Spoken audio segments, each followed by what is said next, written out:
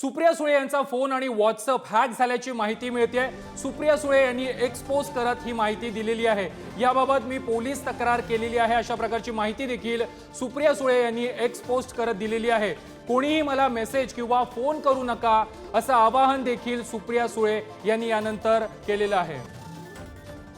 या संदर्भात अधिक माहिती देत आहेत आमचे प्रतिनिधी बालाजी पोद्दार। बालाजी, सुप्रिया सुळे यांचा फोन आणि व्हॉट्सअप हॅक झाल्याची माहिती समोर येते, त्यांनीच स्वतः एक्सपोज करत ही माहिती दिली आहे। काय दिगची माहिती या संदर्भात? नक्कीच आज दुपारपर्यंत जो आहे तो त्यांचा फोन चालू होता, स्टेटस वगैरे पाहायला मिळत होतं। मात्र त्यानंतर तो हॅक झाला आहे आणि त्याची माहिती स्वतः सुप्रिया सुळे यांनी दिली आहे आणि आवाहन करण्यात आले की कोणीही माझ्या फोनवरती कॉल आणि मेसेज करू नका, कारण हॅकर याचा गैरफायदा घेतील।